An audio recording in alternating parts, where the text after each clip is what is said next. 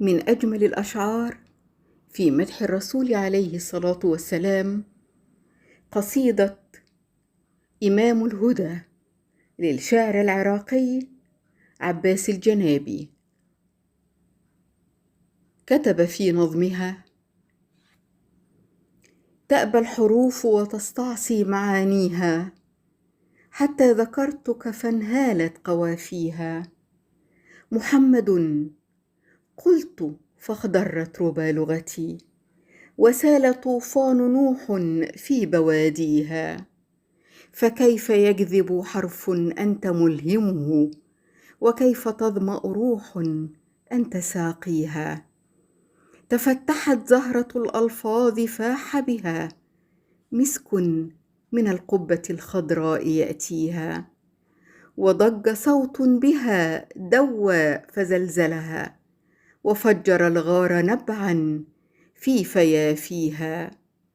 تأبدت في الشرك ما بقيت، لو لم تكن يا رسول الله هاديها.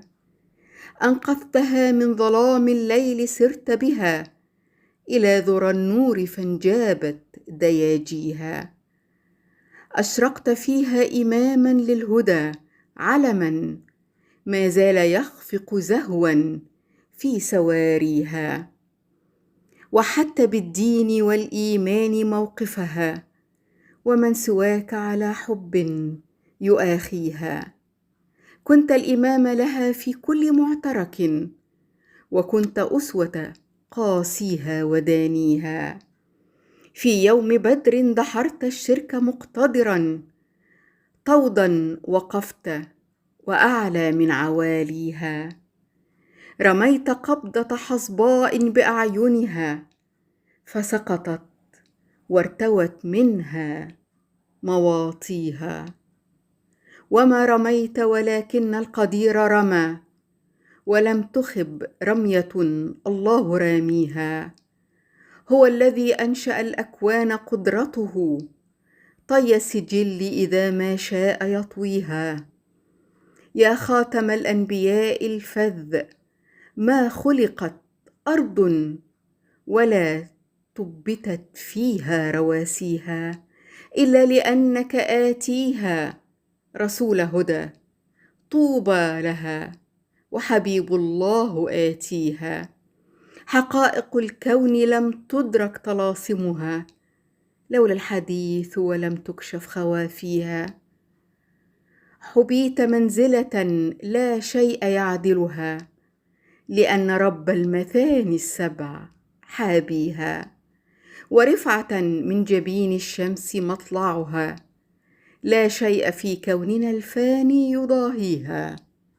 يا واقفا بجوار العرش هيبته، من هيبة الله لا ترقى مراقيها. مكانة لم ينلها في الورى بشر، سواك في حاضر الدنيا وماضيها. بنيت للدين مجدا أنت هالته، ونهضة لم تزل لليوم راعيها.